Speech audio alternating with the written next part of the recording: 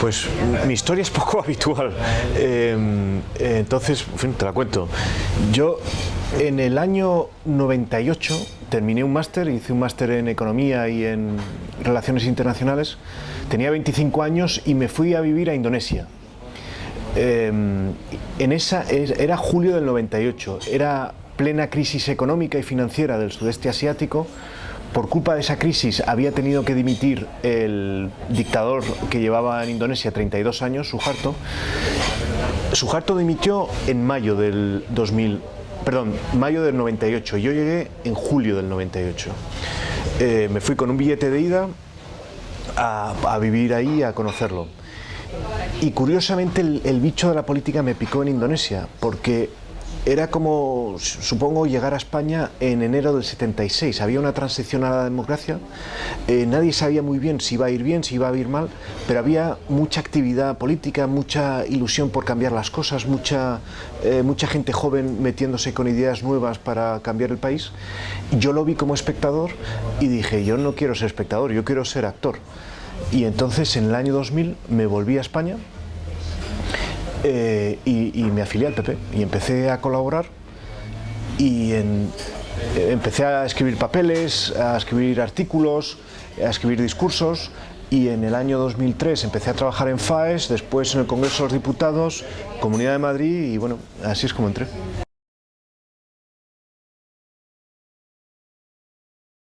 Bueno, claramente en el espectro liberal. Lo que pasa es que yo creo que el liberalismo en la famosa escala esta de 0 a 10 no cabe. Siempre se dice, si el 0 es la extrema izquierda y el 10 la extrema derecha, ¿usted dónde se sitúa? Un liberal seguramente no se puede identificar en esa escala, porque esa escala está hecha a medida de los partidos tradicionales conservador socialista. El liberalismo seguramente es otra escala.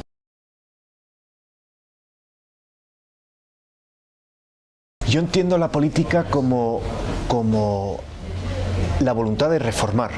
Yo creo que uno de los grandes problemas de la política española hoy por hoy es que se ha convertido en la pura administración del Estado, en vez de la reforma de esa administración y, sobre todo, en vez de la representación de los ciudadanos.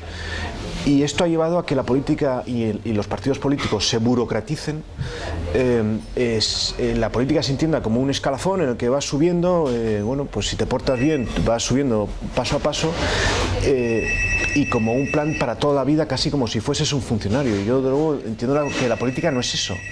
La política tiene que ser, por un lado, la voluntad de representar a los ciudadanos y evidentemente con unas reglas de juego que hoy por hoy no existen en España por culpa de las listas cerradas, y por otro lado la voluntad de reformar y de cambiar cómo funcionan las cosas para mejorar la vida diaria de los ciudadanos.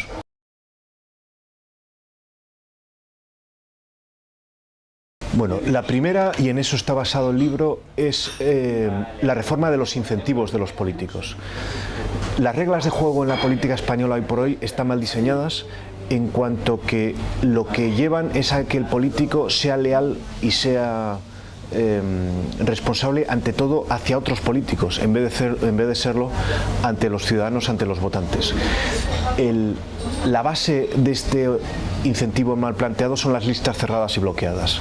Del momento en el que un político, para progresar en política, lo que tiene es que hacerle la pelota, ser sumiso y básicamente hacer todo lo que cree que va a gustar a su cúpula en vez de lo que va a ayudar a representar a sus ciudadanos, el incentivo está mal puesto.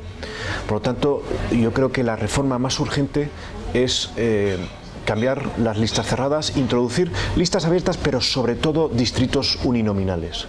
Que el votante sepa a quién vota. La responsabilidad siempre es personal. La responsabilidad en un ente abstracto como un partido político no existe. O es personal o no es la responsabilidad. Por lo tanto, que el votante sepa a quién vota, a quién le tiene que pedir explicaciones si las cosas van mal, y que el político sepa a quién se debe en el momento de ejercer su labor. Al mismo tiempo, dentro de estas reformas políticas, añadiría también la necesidad de introducir primarias, de introducir financiación estrictamente privada en los partidos políticos, y en general separar los partidos del Estado. A través de la financiación pública, sobre todo, los partidos políticos están siendo responsables, pues no se sabe muy bien hacia quién, hacia sus cúpulas, en vez de serlo hacia sus bases, hacia sus militantes. Un secretario general de un partido político lo que tendría que preocuparse sobre todo de ir por las sedes pidiendo cuotas, pidiendo dinero a sus afiliados. Y esto evidentemente le cambiaría también el incentivo, haciéndole más responsable hacia los integrantes de su propia organización. Y por otro lado, la tercera reforma que creo que sería de las más importantes es cambiar los incentivos de los empleados públicos de la administración española. Son 3 millones, la práctica mayoría de ellos tienen trabajo asegurado de por vida, la mitad lo son por oposición, la otra mitad no, pero en la práctica todos, si no todos, casi todos, tienen el trabajo asegurado de por vida. Yo creo que esto tendría que cambiar. Los empleados públicos deberían poder ser despedidos, deberían no tener asegurado su puesto de por vida.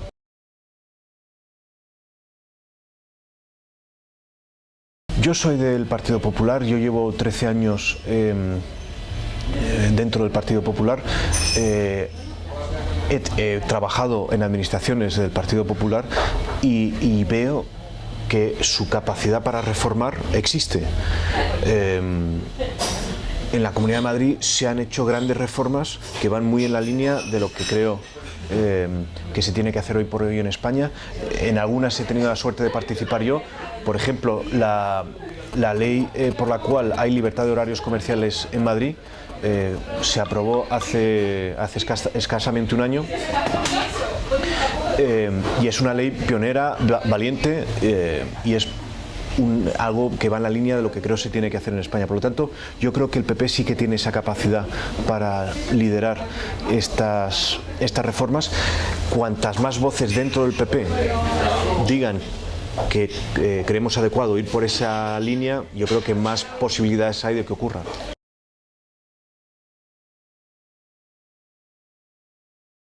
Yo creo que en gran medida el sistema de los partidos políticos tal y como se concibió en la transición se está agotando. Puede ser que en su momento tuviese sentido que todas las reglas llevasen a partidos políticos fuertes, con disciplina, que llevase a que los diputados prácticamente fuesen delegados de los partidos en las asambleas, en el Congreso de los Diputados o en los ayuntamientos, pero España ha evolucionado desde entonces y las soluciones a los problemas españoles de 2013 no son necesariamente las soluciones que se encontraron en el 77-78. Por lo tanto, yo creo que los partidos tienen que evolucionar. La sociedad española ha evolucionado desde el año 77. Yo creo que los españoles demandan cosas que no demandaban entonces y claramente algo que tiene que evolucionar es la vida interna de los partidos.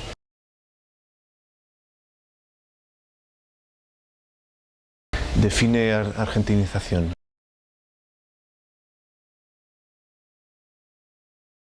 Yo creo que no. A fecha de hoy, yo creo que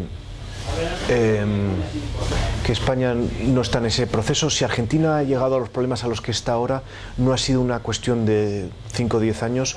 Los problemas de Argentina vienen de largo, ¿no? Vienen del peronismo, vienen desde los años 30-40. Yo creo que España ha evolucionado muy positivamente en muchos aspectos en los últimos 30-35 años. La crisis actual está planteando reformas que se tienen que hacer para seguir evolucionando de manera positiva, pero yo no creo que España vaya a salir del euro, ni que vayamos a involucionar hacia una economía autárquica y aislada del mundo.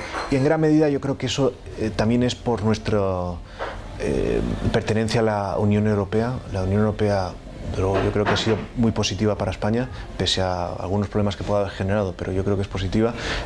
Nos hace compararnos con países pues con una historia y una tradición democrática mayor que la nuestra y nos hace exigirnos más en ese sentido. Por lo tanto, yo creo que no, yo creo que por ahora no. Eso no quita para que haya reformas muy urgentes que se tengan que hacer en España.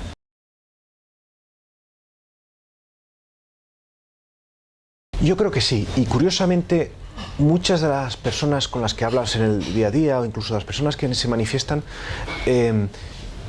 por así decir, como esa persona que descubrió un día que hablaba en prosa sin saberlo, son liberales igual sin saberlo, ¿no? Y si hay algo que define el liberalismo, como bien dices, es su desconfianza hacia los políticos. Y hoy por hoy muchos españoles miran a la política con desconfianza.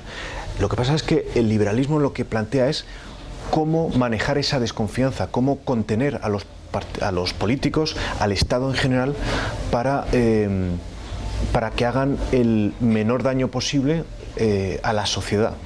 Y son precisamente esas recetas las que hace falta en España hoy por hoy. ¿Cómo se contiene a los políticos? Ante todo, haciéndoles responsables ante sus ciudadanos. El pacto básico de la democracia, desde tiempos de Juan Sin Tierra, desde hace 8 siglos, es que el ciudadano paga sus impuestos a cambio de que el político que gestiona y gasta esos impuestos le rinda cuentas, le diga qué hace con ese dinero. El problema es que hoy por hoy en España se han subido los impuestos, hay una presión fiscal fuerte, pero no ha habido unas reformas que hagan más responsables y más sumisos ante la opinión pública a los políticos. Dicho de otra manera, los políticos, el gobierno, han hecho reformas y han pedido sacrificios a la sociedad, y no está nada claro que se hayan hecho reformas a sí mismos o que haya habido sacrificios de las cúpulas de los partidos políticos hoy por hoy en España.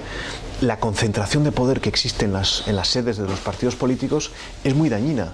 Es lo que está llevando a que los políticos no rindan cuentas a los ciudadanos. Por lo tanto, yo creo que lo que debería exigirse, y el liberalismo en este sentido yo creo que apunta el camino que hay que seguir, pisando charcos, pero el camino que hay que seguir para reformar la política española, que es que haya mayor transparencia, mayor rendición de cuentas de los políticos ante sus ciudadanos, ante todo, insisto, acabando con las listas cerradas y bloqueadas.